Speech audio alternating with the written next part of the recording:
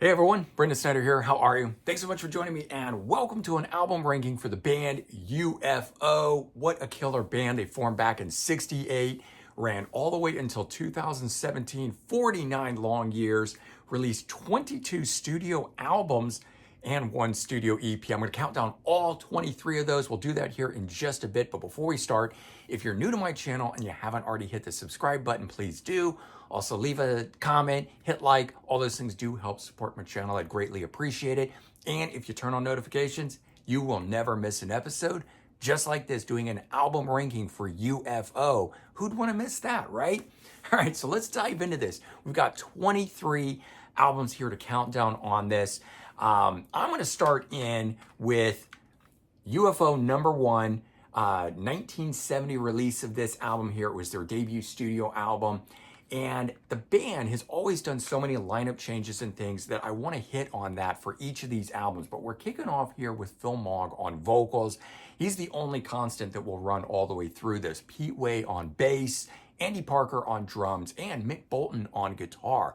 But these early albums that they did, for me, don't sound anything like the later day stuff. So it's not that they're bad, they just don't sound like what we know as UFO. So that one, and then coming in at 22, is UFO 2 Flying from 1971. It was their second studio album. Same lineup as the first album, but this stuff here is just much more like space rock. It's very atmospheric sounding. It doesn't have the hard charging rock that we know UFO for. So that's really the only reason those are coming in at that point. Moving to 21, the Salentino cuts from 2017.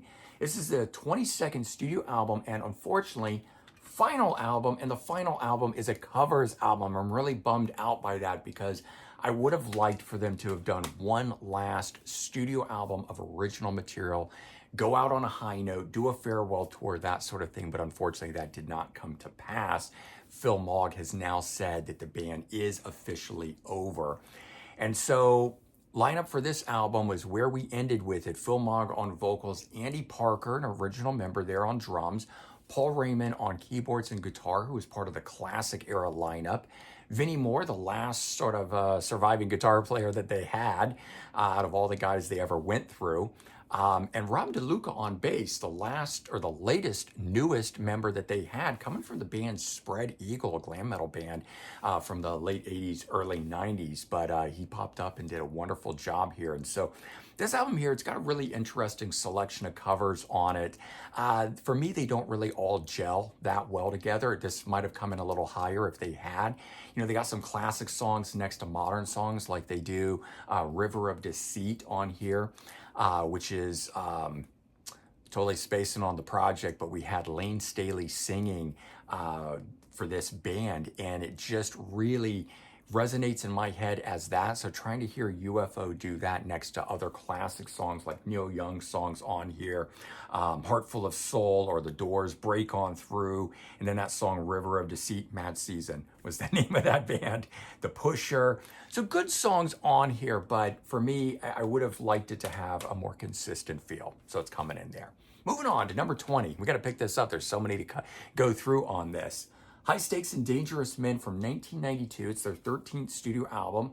As I said, we're always going to have Phil Mogg on vocals. Pete Way was back in the group at this point here.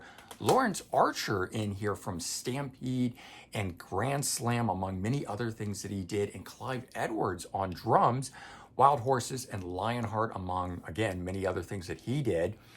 So you've got a great lineup, but for me, the album itself kind of falls a little flat, sounds a little plain, and it just isn't overall memorable. And I don't mean to knock any of the guys, but when I think of UFO, the songs usually stand out to me, and I didn't get it from this one here, although I do like a song on here called Ain't Life Sweet. It's just a cool little boogie rocker on it. Check it out. Wasn't a single or anything like that. All right, coming in at number 19, Visitor from 2009. It is their 19th studio album. Lineup for this one, Phil Mogg on vocals, Andy Parker on drums, Paul Raymond on keyboards. So we still got some classic guys there, rounded out by Vinnie Moore on guitar, and they don't mention who the bass player is, or it was just a session guy. This one here, unfortunately for me, was a little too laid back and a little bit too bluesy for me on it.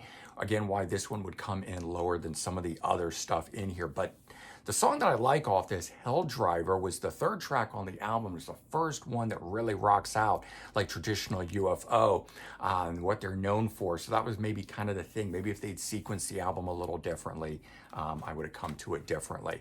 All right, coming in at number 18, You Are Here. And this is my promo copy, which is why it doesn't have an album cover on it. But if you look over here, you can see it.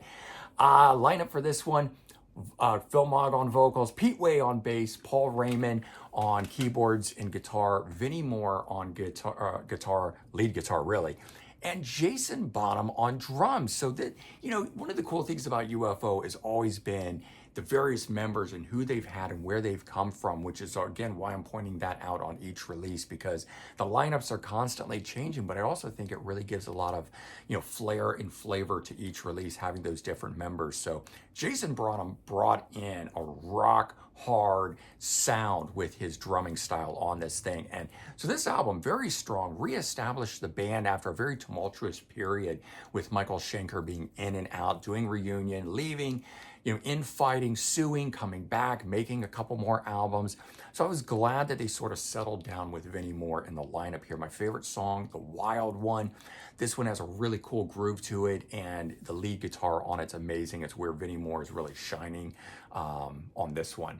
Okay, coming in at number 17, The Monkey Puzzle from 2006, 18th studio album. We got Phil Mogg on vocals, Pete Way on bass, Andy Parker on drums, Paul Raymond on keyboards. So we got 4 of our classic guys, just no Michael Schenker, and Vinnie Moore on guitar, doing an absolute excellent job. So for me, this one here, the band really settled in together as the new lineup, not having Michael Schenker. They're not trying to chase that sound, and they really gel very well on this one here. Favorite song is called Hard Being Me, and this one here, just a great driving riff-focused song. Check that one out. All right, moving on, number 16, Sharks from 2002. It was their 16th studio album. Lineup for this one here, we got Phil Mogg on vocals, Pete Way on bass. Michael Schenker is in this lineup here. He'd returned after a period of time. Ansley Dunbar now comes in and plays drums on the album itself. So review for this thing here is just that the album really, for me, started to sound more like MSG, Michael Schenker Group, sounding stuff, and was a little thin in its overall production or recording style on it. It didn't have that well-produced sort of sound. Everything was a little too spaced apart and didn't feel like it was working well together. I still like the material, though. It's a great song. The opening track, Outlaw Man, that one on here has a classic UFO sound written all over it. Maybe the best one for the album, in my opinion. Coming in at number 15, Covenant 2015 studio album. Lineup, Phil Mogg on vocals, Pete Way on bass, Michael Schenker on guitar, Ansley Dunbar again on drums for this thing here. So this one here, in my opinion, was stronger than, the previous album that we just talked about, Sharks. This one here, they kind of really solidified into a more modern day sounding version of UFO, yet there's some classic stuff. My favorite track on here alone, Love Is Forever, killer rock song. It's got a very beautiful chorus to it. It's got to have the best of both worlds of those two styles melding in on it. And they do a lot of that on this album. This was a cool one too. I don't know if they're still have it this way, but it came with a bonus live show as well. And that was when it was released at the time. So it was actually a 2 CD set like that. Okay, moving on. Coming in at number 14, Seven Deadly from 2012. It is the 20th studio album. We got Phil Mogg on vocals, Andy Parker on drums, Paul Raymond on keyboards and guitar, and Vinnie Moore on guitar. They do not list a bass player and or it was a session guy.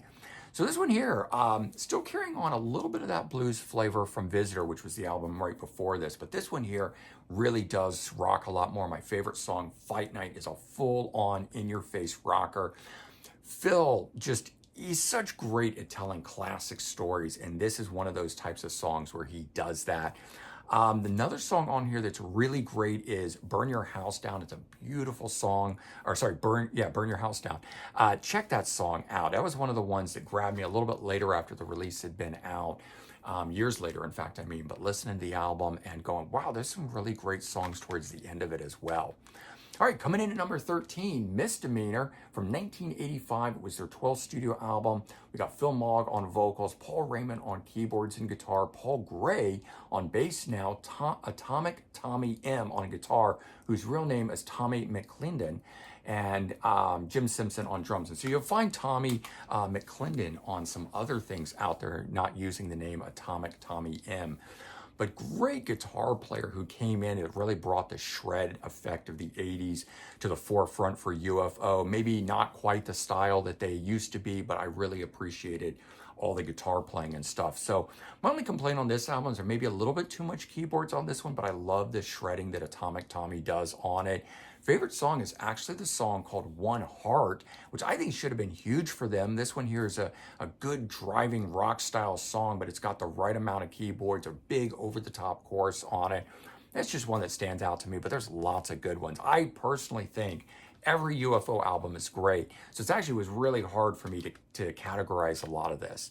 Coming in at number 12, Ain't Misbehavin' from 1998, a 7-track EP. So not considered a studio album, but it's listed with everything else. It's got 7 tracks on it. I'm reviewing it as part of the album ranking because I sort of debate whether it is or it is not a full-length album, but technically I know it's an EP. So Phil Mogg on vocals, Paul Gray on bass, Atomic Tommy M on guitar, and Jim Simpson on drums, same as the previous release that we were talking about. All absolutely great songs on this. Less keyboards, more killer guitar on it. That's why I chose this one above the other. Favorite song, opening track, Between a Rock and a Hard Place. Very understated song that rocks with sort of a fist in your face. But during the chorus, man, Phil, he just sure can, deliver a line to you that's just like right up there in your grill kind of thing.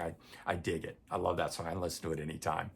Coming in at number 11, A Conspiracy of Stars, 2015, 21st studio album, last album of original material for them. Lineup, we got Phil Mogg on vocals, Andy Parker on drums, Paul Raymond on keyboards, so 3 of the original lineup there.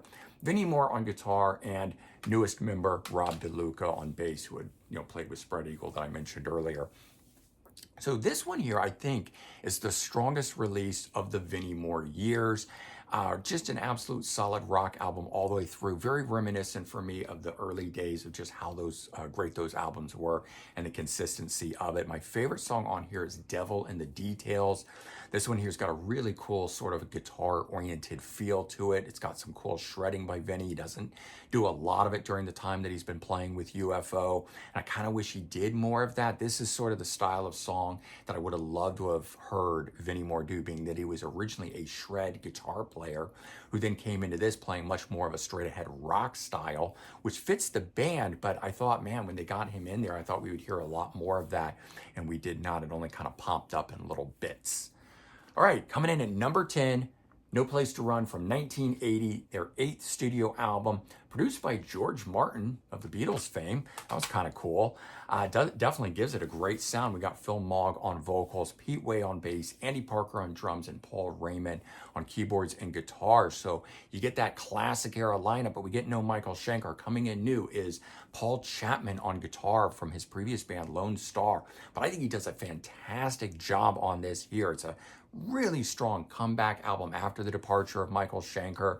And the band shows it's not just about one member. This is where they've made a major change and the band is able to just keep right on going. Favorite song, Lettin' Go.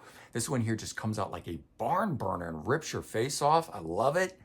Going into number 9 now is Mechanics, 1982 release, 10th studio album. We got Phil Mogg on vocals, Pete Way on bass, Andy Parker, turn it over, let you see a photo of the guys. Andy Parker on drums, Paul Chapman on guitar, and Neil Carter on keyboards and guitar.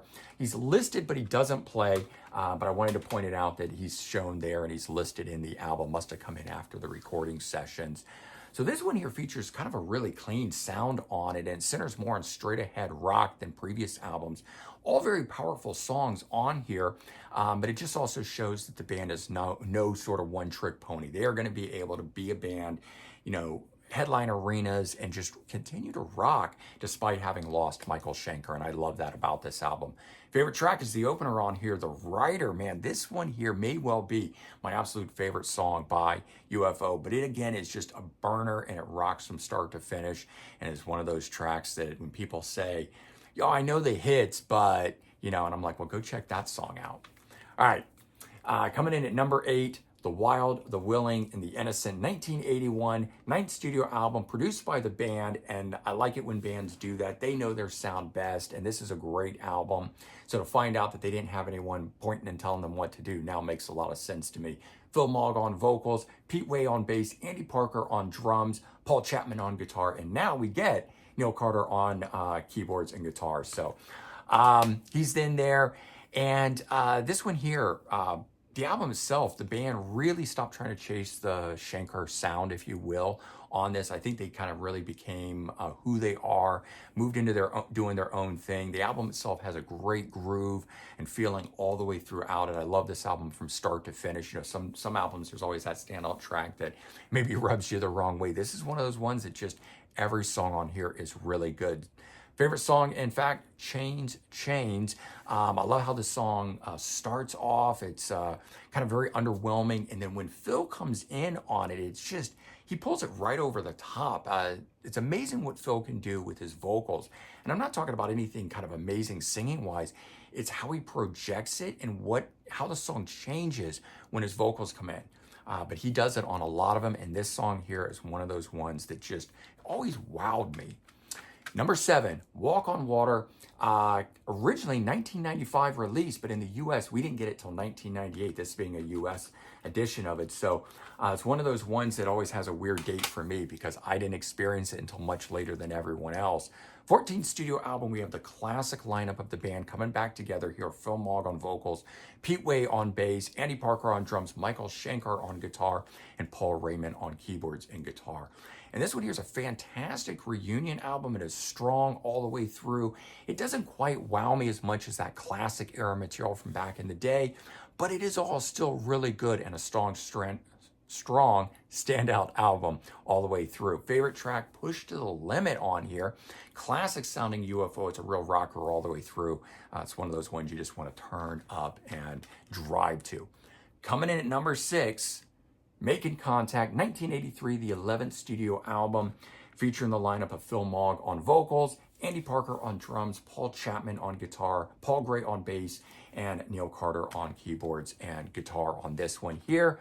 And so this one here, very 80s sounding. I totally admit to that and know that about it. It does not sound like their classic stuff, but it is my favorite of the Paul Chapman years. From start to finish, every song is great, and I really like the song Diesel in the Dust.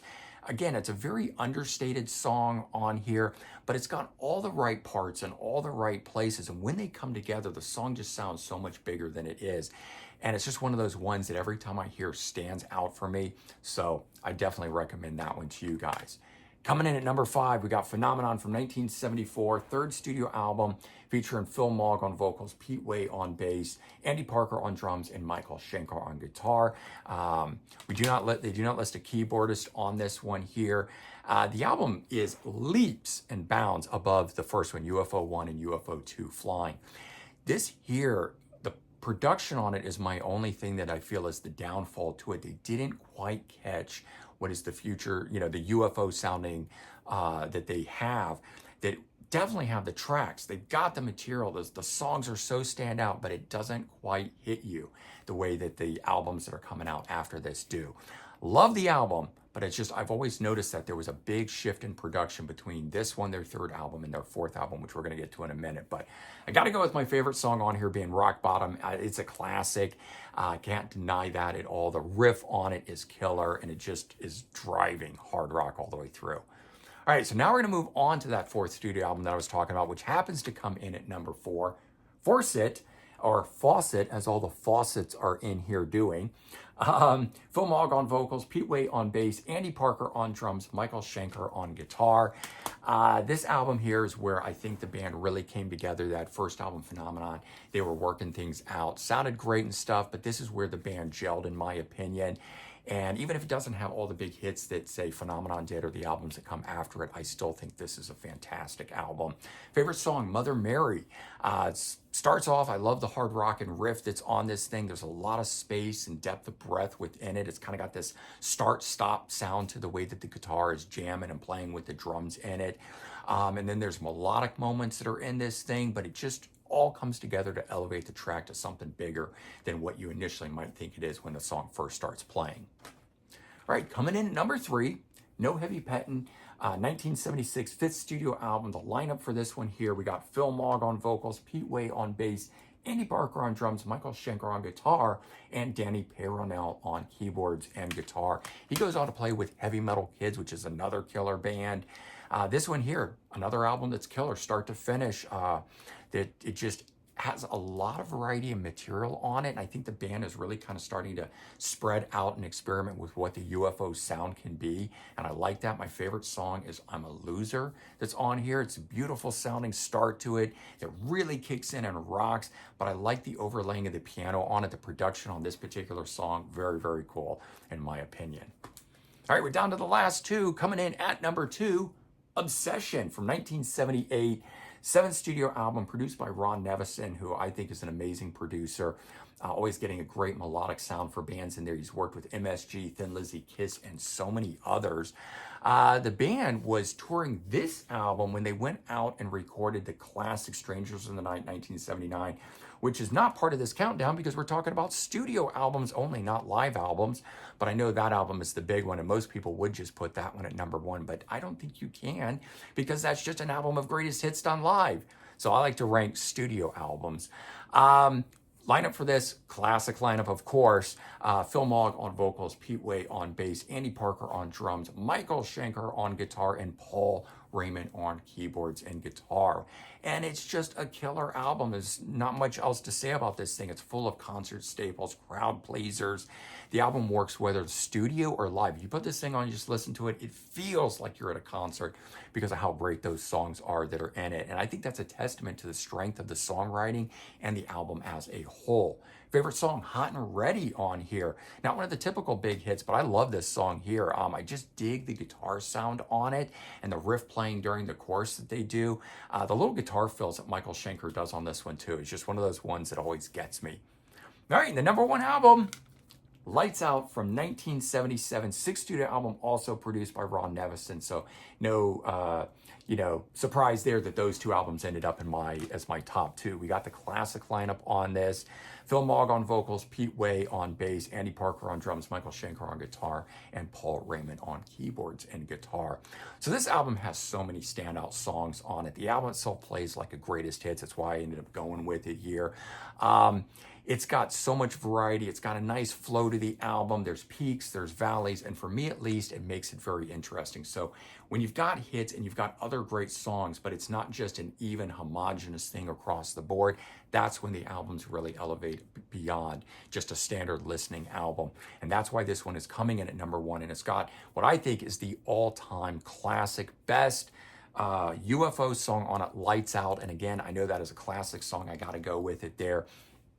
It's seared into my brain. It's just an absolute killer song, totally representative of the power of UFO. And again, if you're ever trying to turn somebody on to UFO, play that song. That one's going to do it.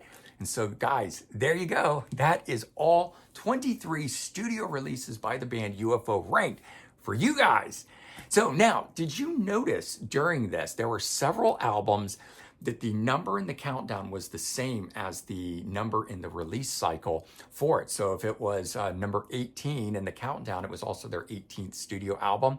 I didn't pick up on that until I was doing this for you guys, but I think I saw it 3 times and it gave me a big chuckle inside. You guys didn't see it. But I was wondering if anyone picked up and noticed that when I was doing it. So hope you guys enjoyed this. Certainly stick around on the channel, check other things out. I got lots of other band album rankings on here. I do album reviews. I go to record stores and film myself there and talk to people. I have great discussion topics, so lots and lots of cool stuff for you guys.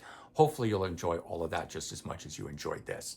All right, everyone, take care. Have a good one, and I'll talk to you real soon. Bye-bye.